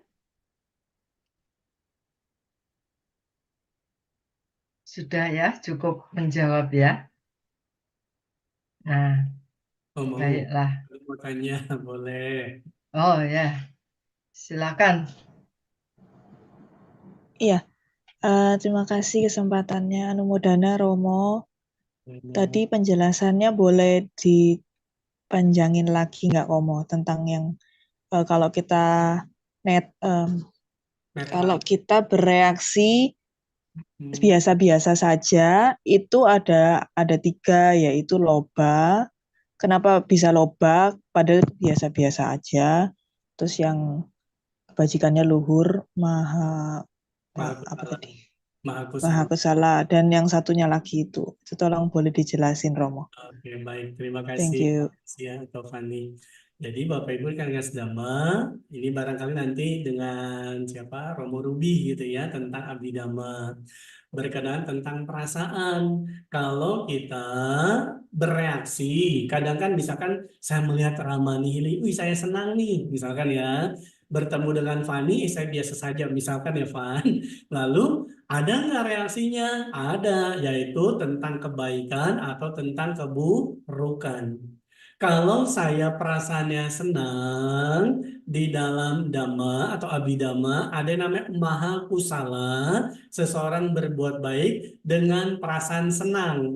Itu namanya Maha Kusala. Senang juga bisa dengan berbuat buruk, yaitu Loba Mula Cita dengan perasaan senang hati.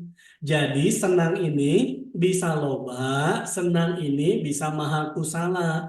Yang membedakan apa? Yang membedakan adalah yang satu pakai pandangan salah, yang satu pakai pandangan benar. Kalau yang satu senang hati pakai pandangan salah, maka loba. Kalau yang senang hati pakai pandangan benar, maka yang namanya maha kusala. Ini dari perasaan senang. Contoh, saya bertemu dengan Ramani Hili senang gitu ya. Tetapi saya senangnya ada timbul kerinduan. Wah, sudah lama nih nggak ketemu Ramani Hili. Akhirnya sekarang ketemu senang. Ternyata kerinduan ini bisa jadi kerinduannya karena saya melekat gitu ya. Saya kangen rindu sama seseorang, lalu bertemu berarti itu perasaan senangnya saya diliputi oleh kemelekatan. Clear ya. Yang kedua, perasaan tidak senang. Kalau saya tidak senang, makan kepedesan, makan keasinan, dan seterusnya tidak senang, maka yang namanya dosa, kebencian timbul. Saat saya mendengarkan musik yang membuat telinga saya nggak nyaman, hati saya nggak nyaman, saat itu saya dosa muncul. Ketika apapun yang terjadi di luar dan menyebabkan hati saya nggak nyaman, itu namanya dosa, walaupun sekejap sesaat itu muncul, dosa kebencian sudah saya pupuk, saya sudah tanam. Berikutnya, begitu saya berinteraksi dengan faktor luar, perasaan saya biasa-biasa saja. Ada 3 peluang. Peluang pertama, kalau saya biasa saja, ada yang namanya maha kusala dilakukan dengan perasaan biasa-biasa saja. Clear ya. Yang kedua, loba mula cita dilakukan dengan perasaan biasa-biasa saja. Yang ketiga adalah moha mula cita. Ada yang namanya keraguan-raguan, ada yang namanya kegelisahan, wicikica dan udaca. Lalu ketika saya perasaannya biasa saja nih, kok bisa jadi loba, kok bisa jadi moha, kok bisa jadi maha kusala. Kalau saya perasaan biasa-biasa saja, tidak pakai pengertian benar, tidak muncul pengertian benar, tidak mengerti tentang hukum karma, maka saat itu saya bikin hal buruk. Contoh ya, saya lagi nyisir nih, perasaan saya biasa-biasa saja. Saya lagi mandi nih, perasaannya biasa-biasa saja. Ketika saya tidak memiliki perenungan, misalkan saya tidak memiliki perhatian, tadi sudah cuci muka belum ya? Tadi sudah keramas belum ya? Berarti saya kelupaan, maka saat itu perasaan biasa-biasa saja disekutui dengan pandangan salah, walaupun biasa saja jadinya loba. Mudah-mudahan bisa dipahami ya. Lalu kalau saya biasa saja tapi pakai sati, pakai perhatian, minimal sati, minimal perhatian. Saya mandi sikat gigi, pakai perhatian, gosok atas bawah, gosok kiri kanan, seterusnya, pakai perhatian. Perasaan biasa saja, pakai sati, maka saat itu saya berbuat baik dengan perasaan biasa-biasa saja. Kurang lebih seperti itu, Fanny. Valencia. Ya, baik. Semoga menjawab pertanyaan Valencia tadi ya. Nah, baik Romo, sepertinya karena tidak ada lagi pertanyaan yang masuk, mohon Romo memberikan sedikit closing statement, Romo, supaya bisa kami masukkan dalam catatan kami, Romo. Silakan.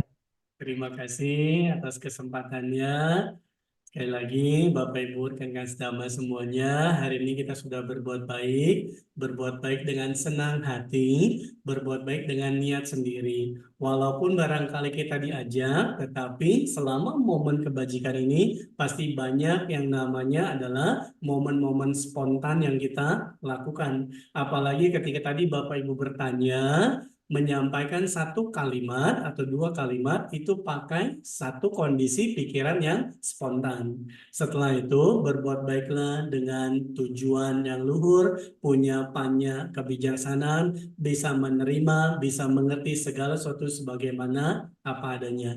Dengan demikian semoga dhamma yang kita pelajari, dhamma yang kita praktikan, mengondisikan, membawa batin kita semakin maju dan terbebas dari segala macam bentuk penderitaan. Akhir kata, terima kasih. Selamat malam. Namo Buddhaya Sukhi Hontu. Aduh, Namo Buddhaya. Terima kasih. Selanjutnya sebagai ungkapan terima kasih, panitia akan memberikan sertifikat kepada Romo. Silakan.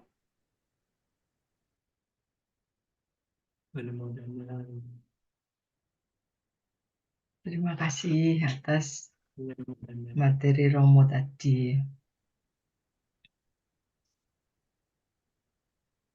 Nah, baiklah. Romo Ramani, Ibu Bapak, Saudara-saudara sekalian, setelah melakukan serangkaian kebajikan, marilah kita menambah satu kebajikan lagi dengan melimpahkan jasa-jasa kebajikan kita kepada para mendiang, para leluhur. Dan untuk ini mohon kesediaan kiranya Romo Deni bersedia membacakan Patidana, Romo. Ya, baik Bapak Ibu, Kang Isdama, mari sama-sama kita membacakan Parita Patidana untuk berbagi jasa kepada siapapun yang membutuhkan, baik yang tampak ataupun tidak tampak, yang jauh ataupun dekat. Semoga dengan kekuatan kebajikan yang kita lakukan, mengondisikan siapapun menerima jasa kebajikan ini, baik yang tampak ataupun tidak tampak, yang jauh ataupun dekat, yang mengerti ataupun belum mengerti, semoga semuanya memperoleh berkah kebajikan ini. Mari sama-sama kita bersikap anjali membacakan Parita Patidana.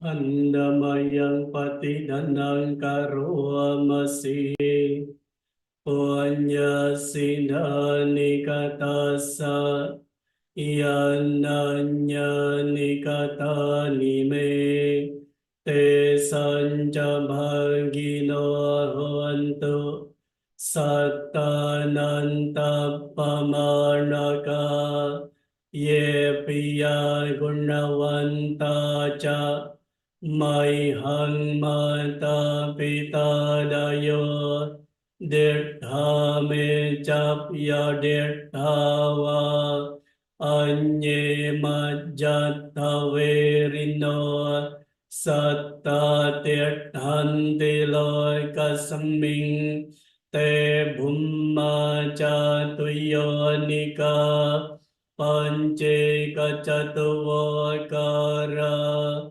Sangsaranta Bhava Bhave Nyatang Ye Patidanam Me Anumodantu Te Sayang Ye Cimang Napajananti Deva Te Sang Nivedayung Maya Dinna Napunyanang Anumodana Hetuna Sabbe Satta Sada Hontu Avera Sukajiwino Kemma Padanca Papontu Te Sasa Sijatang Subha.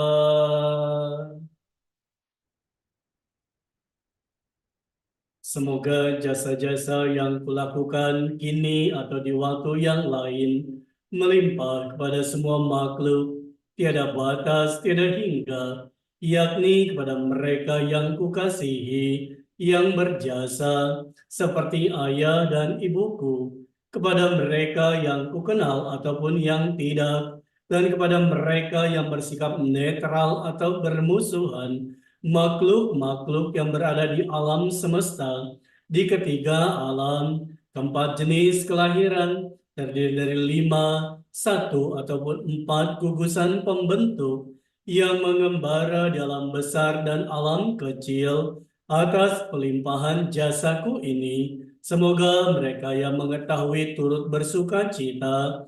Bagi mereka yang tidak mengetahui, semoga para dewa memberitahukannya. Berkat turut bersuka cita atas jasa-jasa yang kulimpahkan ini, semoga semua makhluk senantiasa bebas dari kebencian serta hidup dalam kebahagiaan. Semoga mereka mendapatkan jalan kedamaian. Semoga cita-cita luhur mereka tercapai. Sadhu. Sadu, sadu.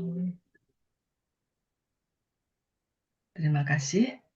Selanjutnya, mari kita bersama-sama menutup seluruh rangkaian acara ini dengan kembali memberikan penghormatan kepada Sang Tiratana dan membacakan nama Karapata. Arahang Sama Sambuddho Bhagawa Buddhang Bhagawantang Abhiwademi. Arahang sama Sang Buddha Bhagawa Budang Bagawantang Abiwadeni. Swakato Bhagavata Dhammo Dhammang Namasami. Swakato Bhagawata Dhammo Dhammang Namasami. Supatipanno Bhagavato Sawaka Sangho Sanghang Namami. Supatipano Bhagavato Sawaka Sangho Sanghang Namami. Baik, sebelum kita meninggalkan ruang Zoom ini, marilah kita mendengarkan puisi yang akan dibawakan oleh Saudari Ayu Dinda. Silakan. Baik, terima kasih Ramani Hili atas kesempatan yang diberikan. Jadi pada kesempatan yang berbahagia ini, saya akan membacakan puisi yang berjudul Seni Berbuat Baik Penuh Kebijaksanaan.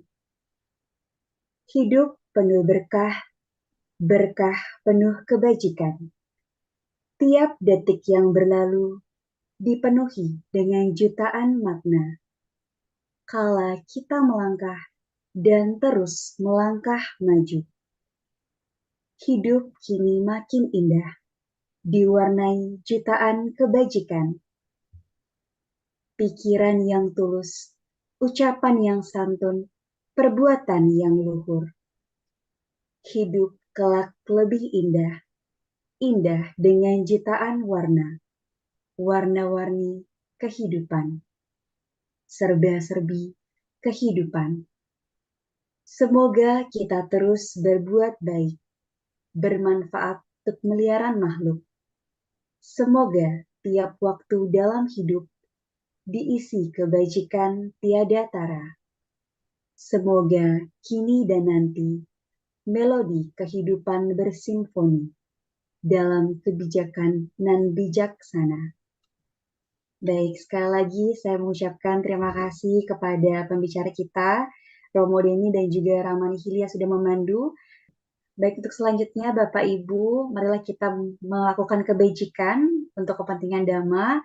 Dipersilakan bagi Bapak Ibu yang ingin berdana dapat mengirimkan dananya melalui rekening yang akan kami tayangkan dan juga menyimak informasi yang akan segera ditanyakan oleh operator. Untuk itu dipersilahkan.